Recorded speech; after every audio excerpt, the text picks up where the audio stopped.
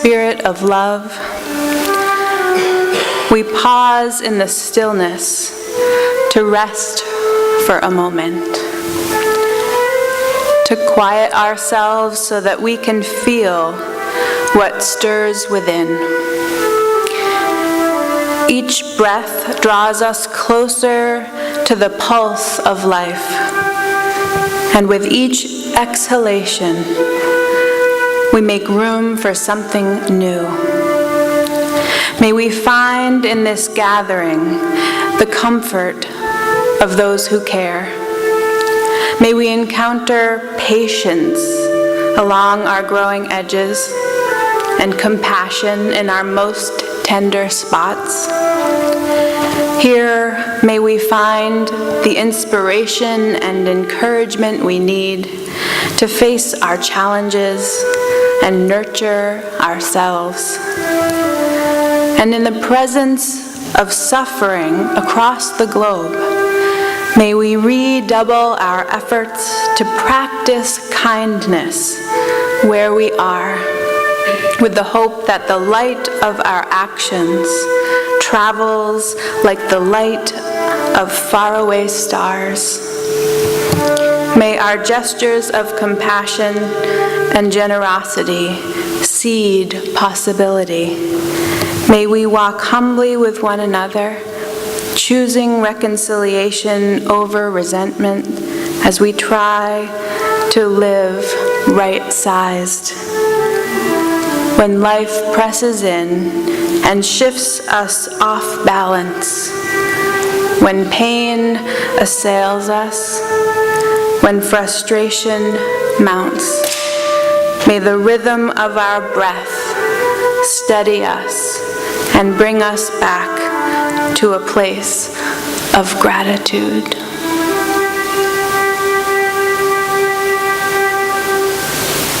This morning is by Mama Donna Hennes. It's adapted from the blog Feminism and Religion. I am mad. So very mad. No, that doesn't begin to describe it. I am pissed. I am angry. I am irate. I am incensed.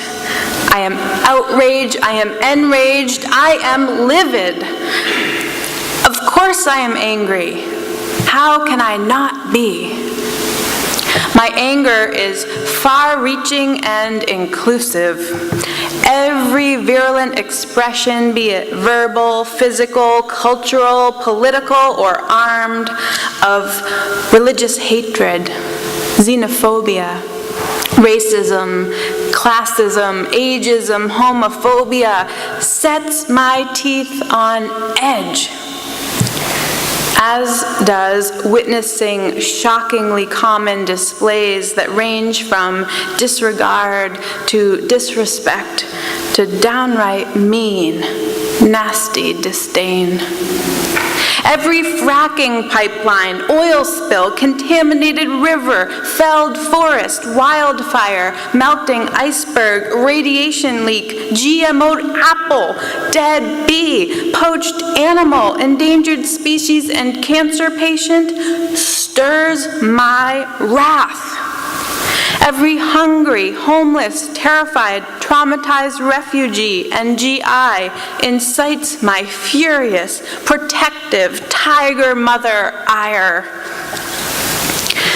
My partner often questions why I watch the news. If it makes me so mad. Because it is important for me to know what is going on around me. I do not want to be deaf and blind to ignorance or violence, even if the shrill blare and horrendous images are painful. I want to feel that pain, to feel part of that pain.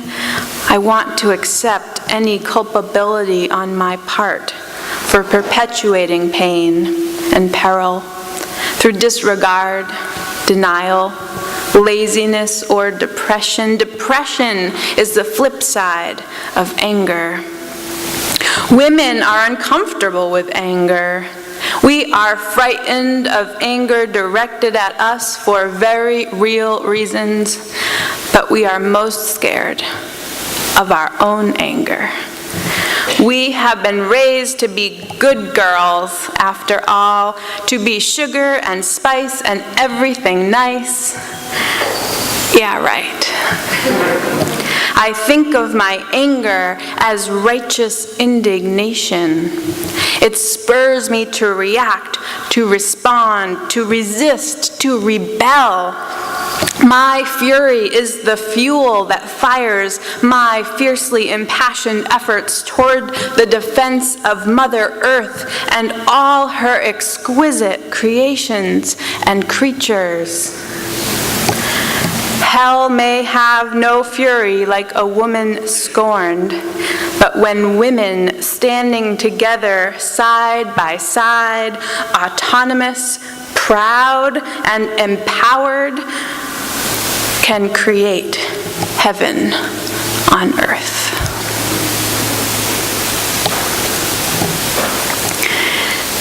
Now is the time. Can you see the motion of this necklace? It's a pendulum, swinging one way and then the next and back the other way. I'm not trying to hypnotize you. Usually when I write a sermon, I like to design the emotional arc of the service. Sometimes it starts on a high. I tell a funny story and get you laughing, and then I go deeper and more serious, and then end with something hopeful that lifts the spirits. Sometimes it starts the other way. We get sad together and work our way through it. We end with hope or joy or passion, something that will motivate us in the days and weeks ahead. Today's sermon hasn't turned out that way or that way. It's more like this. Today we're talking about righteous indignation. That kind of anger that feels like a fire in the belly. The kind of anger that is fueled by your convictions. That kind of anger that makes you feel superior to the people you are angry with, because clearly you are in the right and they are in the wrong. Righteous indignation has reached a fever pitch in our country these days, and politically it is felt on both sides of the aisle. No one group has the market cornered on this type of anger. That's why they had to add that little angry face on Facebook, right? First there was just a thumbs up, and then the little smiley face or a sad face. But now there's the option of that little face that is so angry it's turning red, and it has those angry downturned eyebrows. I find myself hitting the angry face button a lot more these days. But it's complicated. Take the recent example of White House Press Secretary Sarah Huckabee Sanders being asked to leave a restaurant because she works for the Trump administration.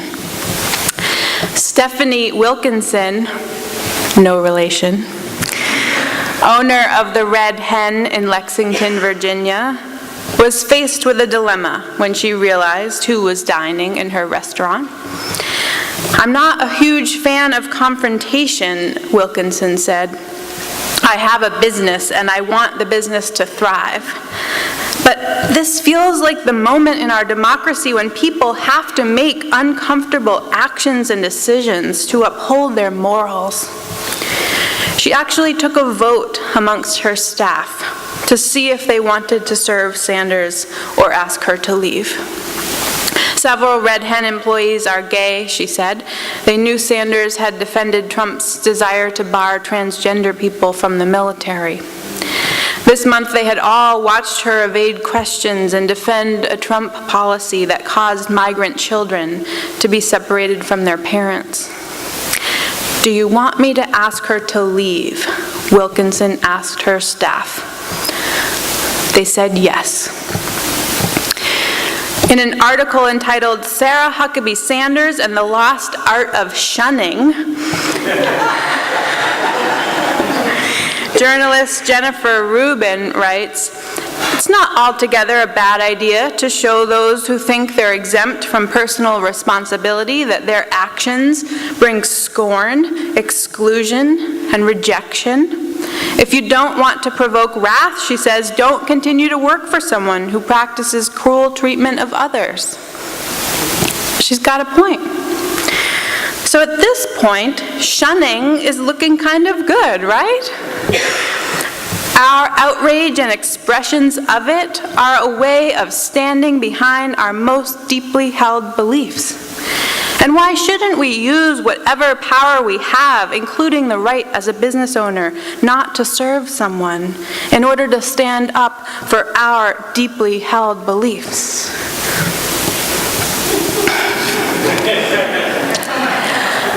I can get on board with that until I start thinking about wedding cakes. The Supreme Court last month ruled in favor of a Colorado baker who had refused to create a wedding cake for a gay couple because of his deeply held values. Justice Kennedy's majority opinion turned on the argument that the Colorado Civil Rights Commission, which originally ruled against the baker, had been shown to be hostile to religion because of the remarks of one of its members. Writing for the majority in the 7-2 decision, he said, "The Civil Rights Commission's ruling against the baker, Jack Phillips, had been infected by religious animus." He cited what he said were inappropriate and dismissive comments from one commissioner, saying that the panel had acted inappropriately and that its decision should be overturned. So now I'm not so sure if our righteous indignation in favor of the red hen holds water. I wanted the baker to have to bake that wedding cake, but would that mean a restaurant would have to serve Sanders? And it also looks like the righteous indignation of the Civil Rights Commission member is partly what lost this case. This is getting complicated. Righteous indignation, righteous anger is complicated. A lot of us have been very upset about the stories of children being separated from their parents at the border. This moral outrage has caused us to call our senators and representatives, sign petitions, and protest at rallies around the country. I spoke at one of these rallies last Saturday in front of Provincetown Town Hall, and was I angry? You betcha. And then I went on Facebook and I saw a post from one of my cousins which said, "You know who else is separated from their kids? Our patriots killed defending our freedom." And coupled with a few other posts that seemed to be anti-Muslim and anti-immigrant, my righteous indignation level about went through the roof. I couldn't stand to see those closed-minded posts for one more second, and my hand hovered above the keyboard for just a second before I hit that button. But it wasn't the angry face button. It was the unfriend button.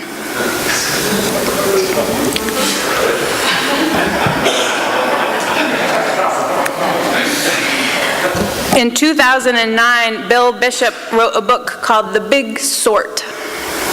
It tells the story of how we've geographically, politically, and even spiritually sorted ourselves into like-minded groups in which we silence dissent, grow more extreme in our thinking, and consume only facts that support our beliefs, making it even easier to ignore any evidence that our positions could be wrong. He writes, as a result, we now live in a giant feedback loop, hearing our own thoughts about what's right and what's wrong bounced back to us by the television shows we watch, the newspapers and books we read, the sermons we hear, and the neighborhoods we live in. They might have been closed-minded posts that my cousin was sharing on Facebook, but I was also being closed-minded.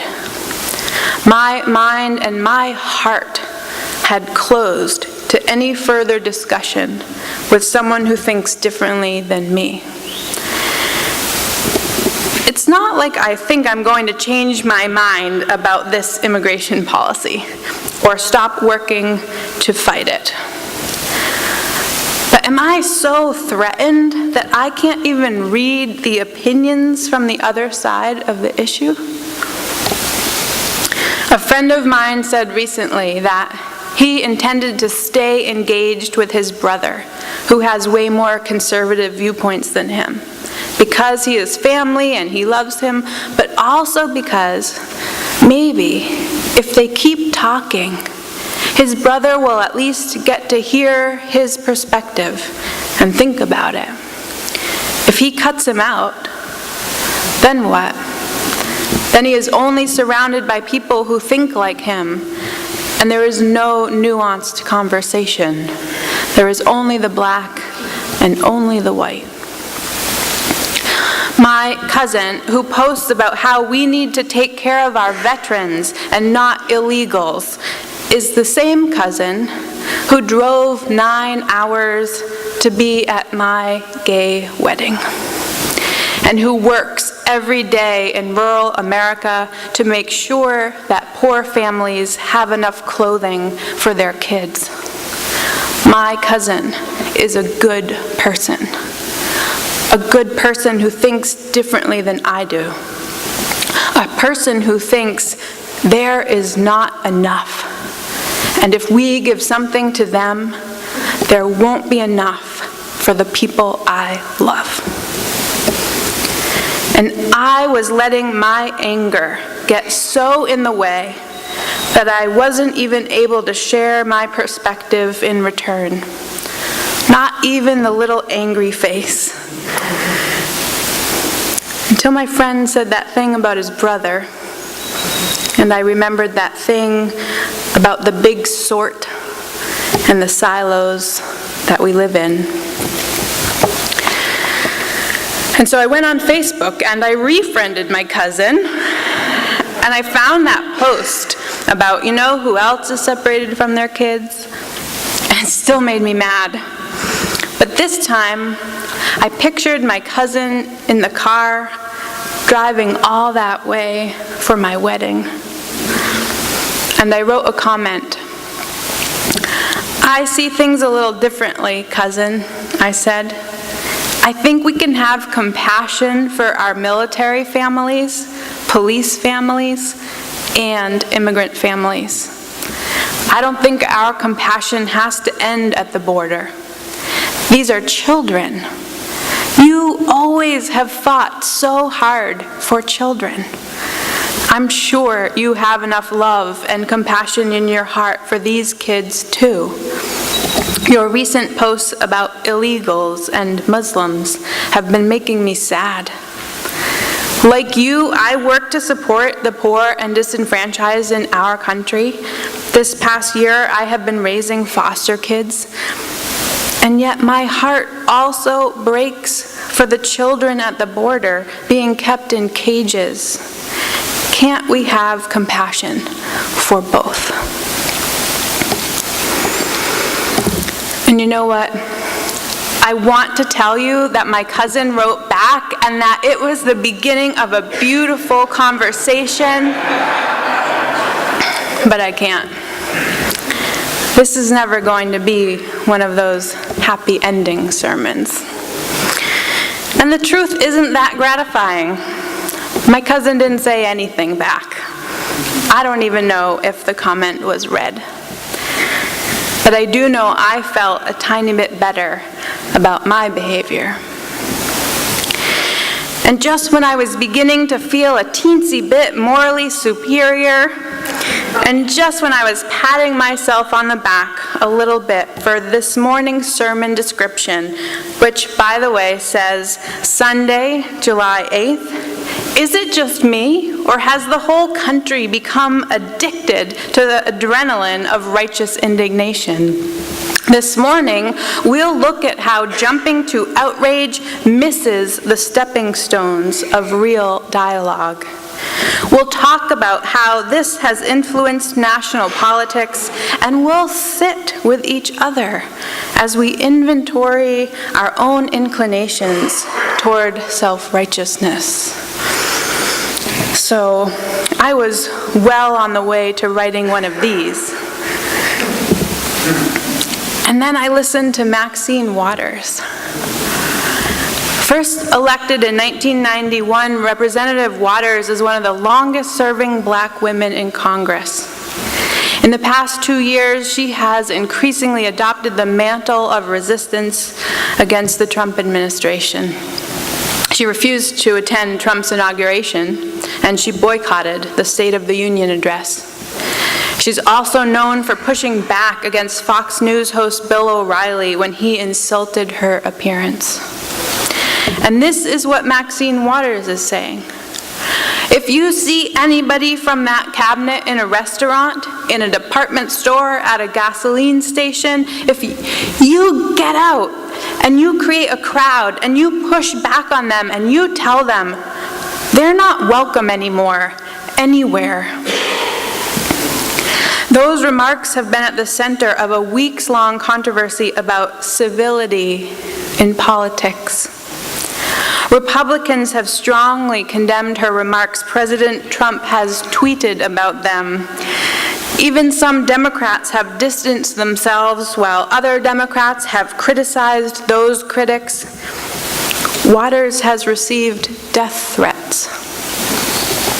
Nancy Pelosi blamed Trump's daily lack of civility for provoking Waters' remarks, but called the Congresswoman's comments unacceptable. This has prompted several letters by Waters' allies and supporters. One letter by a group of black women leaders said, "As women whose ancestors have lived through the incivility of slavery, segregation, and all other forms of discrimination, racism, and sexism, as people who have historically been told to wait for justice, for freedom, for our turn, we consider it an insult to characterize Ms. Waters' call for the exercise of our constitutional rights as uncivil and un-American."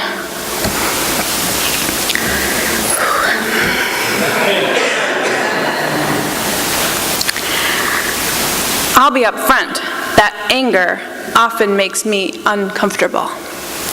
I'm good with joy, sadness, grief even. I can sit with those complex emotions, but anger scares me. And yet I do not want to be yet another white woman telling a black woman that she can't be angry. She should be angry.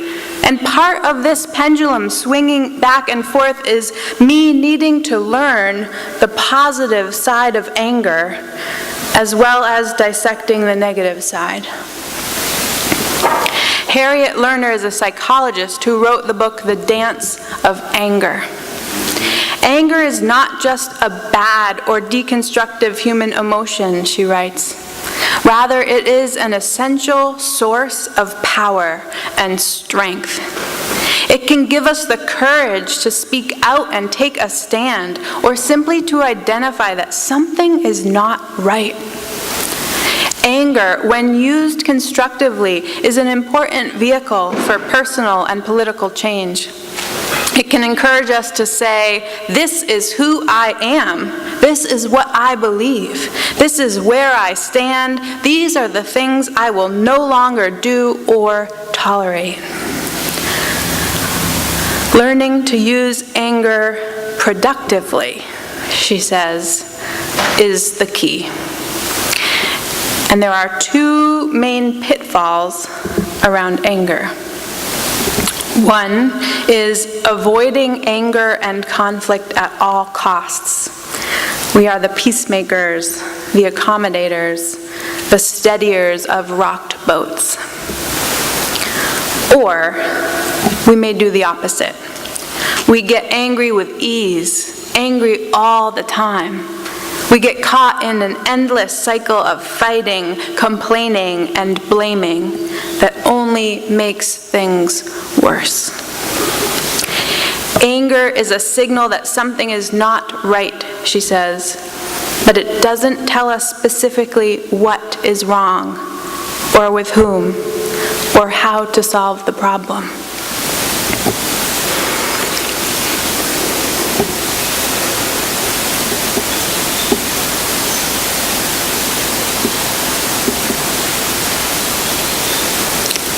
So here's where my pendulum seeks to find some balance. I'm not saying don't get angry. I'm saying before we march off into battle, let's make sure we know what the war is about. I'm not saying don't get angry. I'm saying the currency of our moral outrage has become so cheap because we are angry all the time. We are angry for small things. We are angry with people on our same side of the issue because they approached it differently, or didn't invite us to the table, or looked at us funny that one time. We are walking around like exposed nerves, reacting to everything. As Provincetown activist Urvashi Vaid said so poignantly at the rally to keep families together last weekend, tyranny survives by making us turn against each other. The old divide and conquer. So we have to remember who the real enemies are. You know what I think my enemies are, she said? It's none of the people here. It's not the Trump supporters. It's not the people who voted for him. My enemies are the structures that reproduce white supremacy. My enemy is the gender and sexual binary. My enemy is misogyny. My enemy is transphobia. My enemy is the inequitable policy of our immigration system. My enemy is a mindset that says, I am superior to you, and I am going to kick you out, and I am going to hold you down. So we can be angry, yes, but let's not do so from our silos. Let's not give over all our power to our anger. Let's take the risk of intentionally being with people who are different than us. Let's learn how to listen before we react. Risk having hard conversations, share pain, and be curious. Let's have the courage of our convictions, but let's also learn how to walk for a while in someone else's shoes. And I have a friend here today who wrote a song about this very thing. Zoe Lewis, would you come sing your song for us? There all week. And, we had, different views on many things, but she liked swimming and so did I. And, I said I'd gone out the day before to the theater, and she said, you went outside to the theater? I said, yes, and I went swimming in the sea too. And she went, you went in the sea? You left the pool? And I said, yes. And I said, and actually, next week we're going traveling. No, where are you going? And I said, to Mexico. She went, no, don't go to Mexico, it's terrible. And I said, have you ever been? And she said, oh no, I'd never go there. I said, you should try, you'd like it.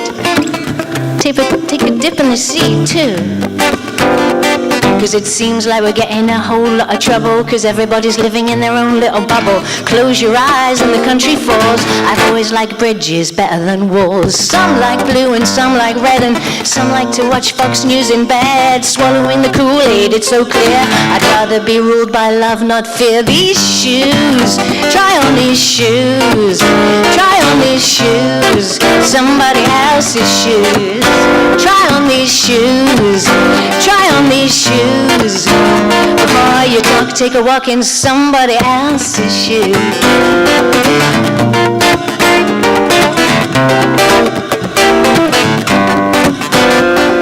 I scratch my head in disbelief, 'cause you shun the ones who need the most relief. Can you not see when the powerful use their position to bully? We're all gonna lose. And imagine if the tables turned and suddenly you were the one being spurned. Would you break down? What would you do? Would you have another point of view? These shoes, try on these shoes. Try on these shoes, somebody else's shoes. Try on these shoes, yeah. Try on these shoes.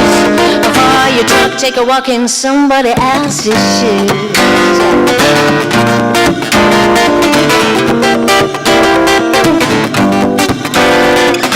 Lies, lies, full of lies. Things fall apart when they're full of lies. Please, please, please persist to resist, yeah. You can join in with that if you like.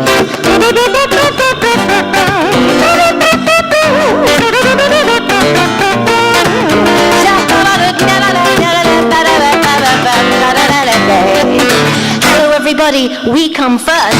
We're the best and you're the worst. Finger on the button, so you better beware. Diplomacy vanishes into thin air. And what do the children learn as they grow with the White House?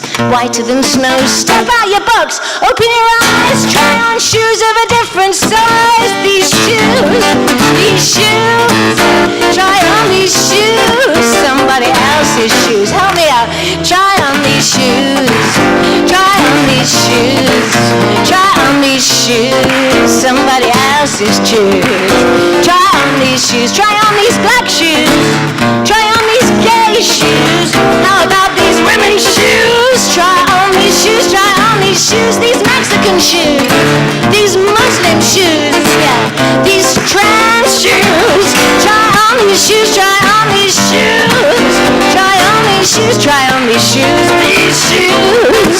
Somebody else's shoes. Try on these shoes. Try on these shoes. Before you talk, take a walk in somebody else's shoes. There all week. And, we had, different views on many things. But she liked swimming, and so did I. And, I said I'd gone out the day before to the theater, and she said, you went outside to the theater? I said, yes, and I went swimming in the sea too. And she went, you went in the sea? You left the pool? And I said, yes. And I said, and actually, next week we're going traveling. No, where are you going? And I said, to Mexico. She went, no, don't go to Mexico, it's terrible. And I said, have you ever been?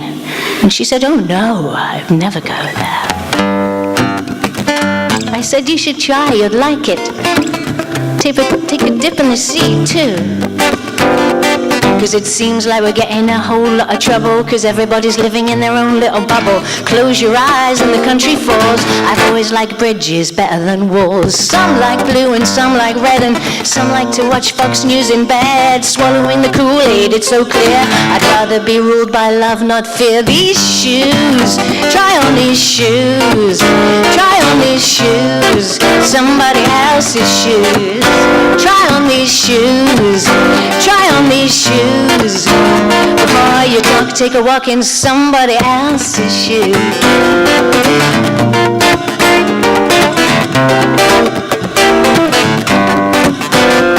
And I scratch my head dead in disbelief, because you shun the ones who need the most relief. Can you not see when the powerful use their position to bully? We're all gonna lose. And imagine if the tables turned and suddenly you were the one being spurned. Would you break down? What would you do? Would you have another point of view? These shoes, try on these shoes, try on these shoes, somebody else's shoes. Try on these shoes, yeah, try on these shoes. Before you talk, take a walk in somebody else's shoes.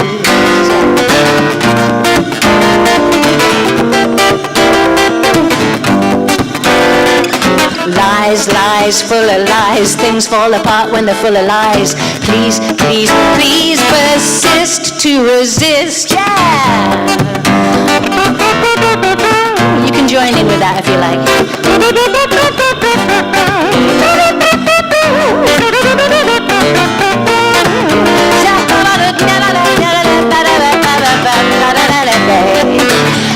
Everybody, we come first.